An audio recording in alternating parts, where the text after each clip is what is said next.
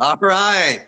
Well, welcome to Warriors Quest, everybody. I'm really excited to do this again. We're on, really, it's going to be a great show. We have some really great guests coming on board tonight, some kidney warriors that have a great story. And so what I'd like to do is I'd like to introduce you to a great guest. She's Angie, and I'm excited because she's got a great story, all on its, she's got a great journey. Everybody does, but she does herself. So I'd like to introduce you to Angie. Hi. Well, I was diagnosed when I was 9 years old, but it turns out that my kidney disease was started when I was a baby from just a birth defect. It was a reflux. And because of that, because I wasn't diagnosed for 9 years, I ended up actually losing both my kidneys. They had to be removed, and I was on dialysis by the time I was 16. It was peritoneal dialysis at first in Toronto, Canada, Sick Kids Hospital. I spent a lot of time there. I was lucky, though, that I got a transplant within 2 months. So, wow. Yeah, that kidney lasted 11 years. Okay. And, you know, my teenage years were hard because I wasn't used to having all this energy. Mm-hmm. You know, I felt like a normal person, but I didn't know what that was like. You have all this energy, you want to go out and do things, you know, make friends, you know, have fun. So I joined a band, and my family didn't like that too much. I ended up living on my own by the time I was 18. And I had some great years, you know, living like a normal teenager, but I wasn't the best with my medication because, well, I felt great. Okay. All right. Wanted to put health on the back burner. Why didn't they like you joining a band? Well, you got to consider for 16 years without a transplant, and then I had a transplant. I was very sick and just kind of, as they say, holding on to my mom's apron strings. Okay, right. Okay. I didn't go out much. My dad even tried to encourage me to go out and play with the neighbors. I was just always very lethargic, never felt well. And so once I had all this energy, through a school friend, I joined this band. It wasn't like a huge rock band or anything. It was, they did play at old age homes and things like that, and in bars. And, all right. You know. Okay. But it was the fact that I was out all the time. Gotcha. Every weekend I was going out at restaurants, bars, you know, just hanging out, playing bowling, whatever. And my mom didn't know how to deal with it. She lost her mom when she was a teenager, so she didn't really have anyone to fall back on either to find out what was normal. So it was just a stressful time. But looking back on it, I'm kind of glad I lived on my own since I was 18, because I got to become my own person. And I don't know what that was, but I had a great time. And then I lost the transplant when I was 27. Okay. That was devastating. And that sounds devastating. I can only imagine how you must have felt. Yeah. I actually was in a very good job. I was going to have a raise and I was seasonal, but going to be full-time at this factory. And what happened is I started getting these fevers, like suddenly. It was very sudden, hot and cold. And it was the end of a swing shift. So there was no one to take my place. And I was in charge of people, so I couldn't just get up and go home because I wasn't feeling well. And right then I was telling them, I know I lost my transplant. I know I lost it. So they ended up shutting the plant down early and doing like a session where they just clean all the machines off and everything. But it was too late to save the transplant by then. So I ended up back on peritoneal dialysis for about 4 years, 4.5. And then I ended up very sick and ended up actually having to switch to hemodialysis at that time in about 2005. And they didn't know why, but I had a very bad case of peritonitis, which is an infection related to the type of dialysis that was. Oh, yeah. Wow. But they said it wasn't anything I did wrong. I mean, I did everything correctly. I was doing nocturnal dialysis. I loved it because I was free during the day and just with the machine at night. Okay. Well, I'd like to make sure that we get people more informed in regards to how they can help you. Tell us a little bit about what transplant hospital they can contact and what blood type the donor can be in order to be a match for you. That's the interesting thing that confuses people is blood types. Because when they hear that I'm O positive, they say, oh, well, anyone can donate to you. I'm like, no, it doesn't work that way. No, right. Because O positive is the universal donor. Right, but not the recipient. Yeah. Exactly. I can only get from a type O. It can be a type O positive or negative, but only from a type O. Gotcha. So the RH factor doesn't matter. No. So that's good. So, and I have had, 2 transplants so far in my life because I ended up getting another one in 2007. It actually stopped working last year because of sepsis. It wasn't actually rejection last year. And so I've been on hemodialysis since then. I'm actually not quite on the waiting list yet, but if I had a donor, I wouldn't have to wait for, a call from the hospital, of course. But since I don't have a living donor arranged yet, I am going to the transplant hospital, which is in London, Ontario. It's a university hospital. And as of the end of April, beginning of May, I'm going for this 1.5, 2 day session for them to figure out where they would put a kidney and everything, because since I've had previous transplants and scar tissue from, previous peritonitis and stuff. I have to bring up the address because I don't remember it. So I have made posts about it, so it shouldn't be hard to bring it up. Not a problem. Yeah, I'm sure that we can put that information and make it available. You've given it to me, and so I'll be happy to forward that information as well. So it's in London, Ontario. So yeah, it's always a pleasure to interact with you, Angie. Seriously, I appreciate you coming on board live, and I'd like to continue to interact with you and keep in touch with you so that we can keep this going. Thank you. Yeah, it's at they say just to contact Living Kidney Donation at lhsc.on.ca. That's the email address, or to call 519-685-8500 extension 33552 if interested in testing to be a donor for me. And the only thing is, I believe it has to be someone in Canada. I'm not sure about that, but if you called or emailed, you can find out for sure. And then you would not a problem. My name, it's just Angela Essery, but I go by Angie, but yeah, it's Angela Essery, Essery. So the donor will put your name as Angela. Okay. Yeah. Not a problem. We can, the internet is huge, so I'm sure that we can connect people, from Canada to our broadcast tonight. No problem at all. My mom tried to see if she could be a donor, but it turned out that she actually couldn't because she actually needed both her kidneys. So they do tests. They won't take a kidney if you're not going to do well without it. Wow, interesting. Well, I'm glad that they, are being extremely careful, because they certainly wouldn't want you, because of what you've already been through, to go through something again. So and they don't want the donor to have any problems either, of course. Right. Yeah. Both parties. Yes. Not that, we're just concerned about you. We're concerned about both people, of course.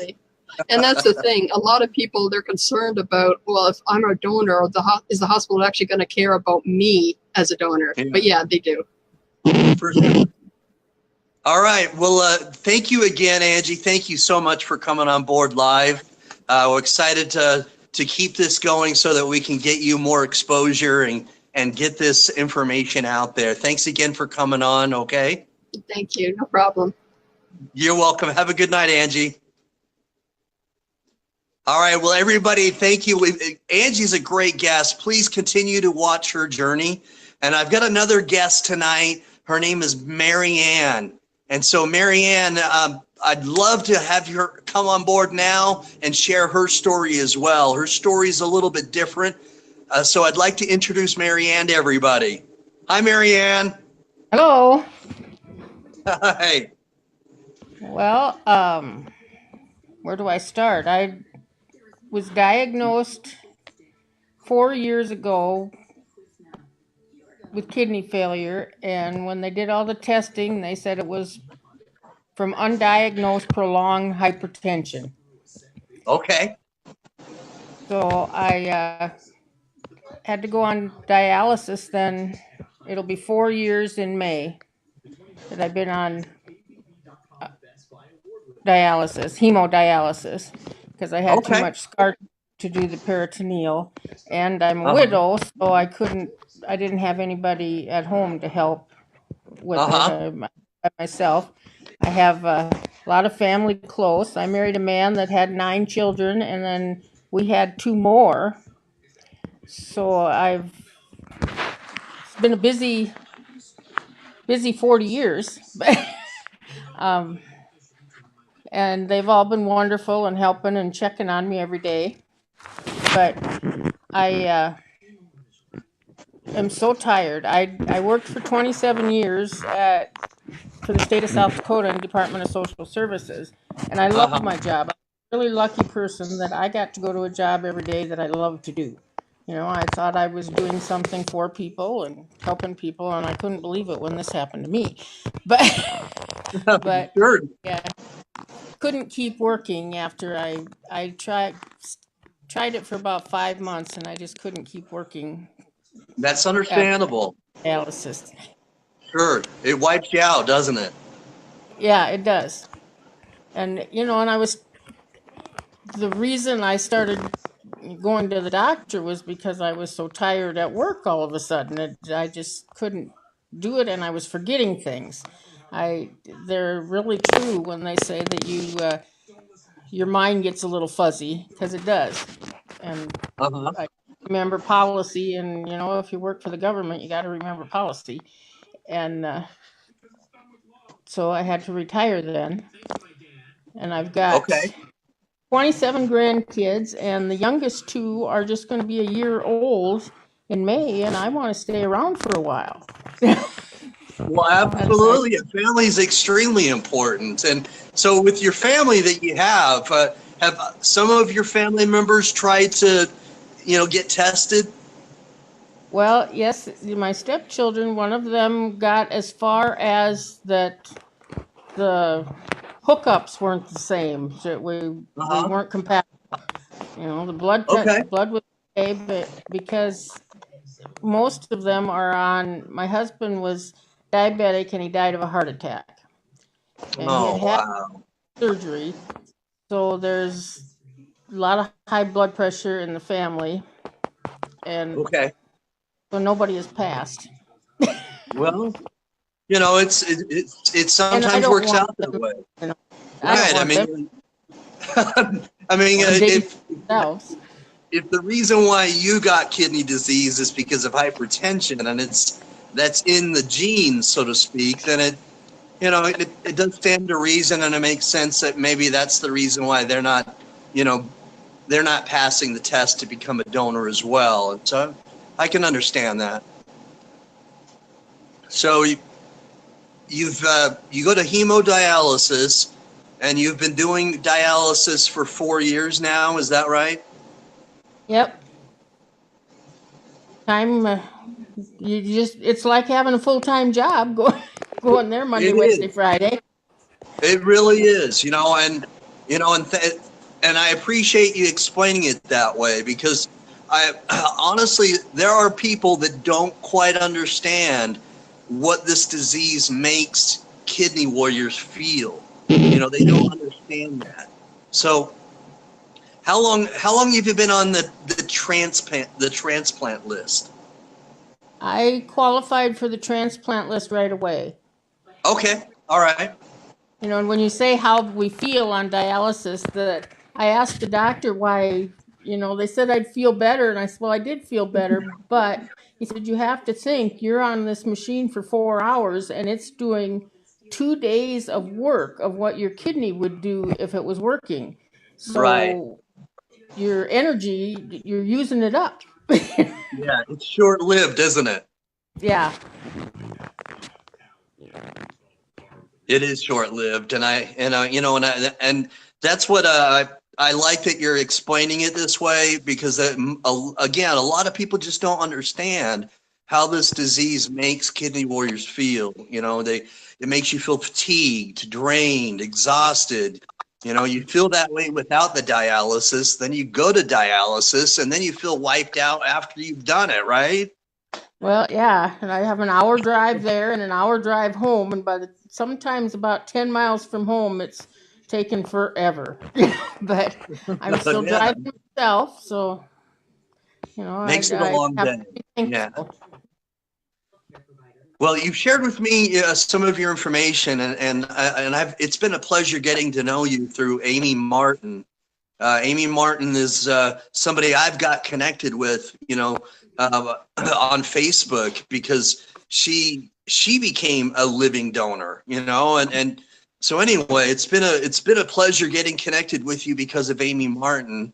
Can you tell the people that we're trying to get this information out there? Can you tell people that would like to find out if they can get tested for you? What blood type the donor would have to be, what the transplant hospital contact information is. Okay, my blood type is B positive. That doesn't make any difference. So if I understand it right, I can have B or O. Generally speaking, that's the case, right? My transplant center is Avera Transplant Institute, and their email is averatransplant.org, and the phone number is 888-909-1112 or 605-322-7350. And if you call and give them my name, I think that's all you have to do, and they have a series of questions. The kids that have called in said, I can't know who's calling, but they go through a series of questions first to see if it'd be viable to do it. And they are really wonderful there. I just don't think there's a nicer that sounds great. Anywhere. It sounds like you've got a great relationship with your transplant coordinator. Oh yeah, they are just wonderful. They, if I don't feel good, I call them. They'll say, well, you need to go to your primary doctor, or you need to talk to your doctor at dialysis. Well, that's great that you've got a good relationship where you can talk freely, and that you have that comfort level or trust, with your transplant coordinator. That's great. That's good to hear. But yeah, and that helps, and I said that helps with your doing dialysis too.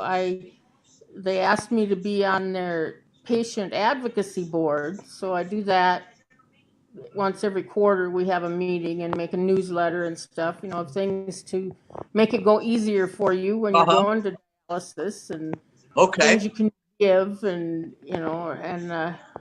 I've had some of the 4-H group here in town, and a couple of my kids did a drive and made Christmas stockings one year, and put like lotion and books and gum and gloves. Your hands are always freezing when you're on dialysis. Yes, yeah, especially the arm that the needles are in. It's like it doesn't get any circulation, so it turns blue. It's so cold. They do keep it pretty chill in there, don't they? Yeah. And they have, the 4-H kids made blankets for. Wow, really? Very nice. That's very kind of them. So what did they put on the blankets if they made them for you? They just made bright colored blankets. All right. We got the prettiest turquoise blue one. I just love it. Nice. Now, just recently you were explaining to me that you went to a meeting that helps you understand the big ask, or what is it? The big ask. Yes. Big ask. Okay. Yeah. All right. Yeah, it was put on by the National Kidney Foundation. Uh-huh. And um, the the doctor that comes to see me in dialysis every week, one doctor comes and sees you every week there, and he's a member on the board, and had Okay. asked if I would come. He said this would be a good thing for you to come to. And unfortunately, that was a day when the snow was blowing terrible, and there was very few people there. But it Oh, wasn't. wow. There was a Okay. lot of good information, Uh-huh. and they interviewed a man that had gotten a transplant 5 months ago, and they interviewed a woman who had donated to her daughter, Uh-huh. and and they talked a lot about the chain, and and that's Okay. what Amy did, and they had a Uh-huh. lady Right. part of a chain because her Uh-huh. husband needed a kidney, and she donated so he could get a kidney. Yes. Okay. Very- Great. Yeah. And and it sometimes is complicated to kind of to explain how the paired exchange program can work, but it can be a powerful thing, and so it's important for others to know that if you aren't the exact match, then we can continue this by, pairing you up with somebody that is, and that person can in turn, get linked with you as well. So, Mhm. anyway, so anybody who isn't a match, B plus or or B positive or B negative, that doesn't matter. Still try to get connected with Mary Ann's Hospital, because we can start a chain just like Amy Martin did. It can be powerful. It really can. It can be a domino effect. And seriously, if we get enough people that start to donate and to get tested, it can really kind of become something that kind of can transform into 9 people, just like with Amy, with what Amy did. It could be very powerful. But I am really appreciative, Mary Ann, of what you've done, because 4 years on dialysis, that's not a cakewalk. You should be applauded. Honestly, that's not easy, and there are other warriors out there that have been on dialysis for 8, 9 years and longer as well. But 4 years is not a cakewalk. And so I'm excited. I've got a lot of passion for this work. I am excited to get the work, to get you exposure, to get your contact information out there. And it's been a pleasure getting to know you through Amy and having you come on the live broadcast tonight. So, getting yourself out there on the live camera isn't always easy. I know not everybody enjoys it, except for me. I do, but I appreciate you doing this tonight. And if you had one last word to say before we ended, what would you like to say to kind of end the show? Well, anybody that's willing to be a donor is making a miracle. It's a miracle to that person that gets your organ. You can't thank them enough, because it's depressing when you're waiting. The average lifespan for somebody on dialysis is 5 years, and then It is, yeah, it is. you It's get close. 5-7 years. It's not a long time. It's not. And so thank you so much for being a kidney warrior. It's not an easy thing. And I'm excited to get more information out there for you, for Angie. And I'm excited to keep this going. Every Wednesday night, we're going to be doing this, and I'm excited to help other kidney warriors. But I want to say thank you again. Have a great evening. And, please continue to watch the show, and we'll continue to watch your journey. And I'll do what I can to give more people your information, okay? Thank you. Have a good night, everybody.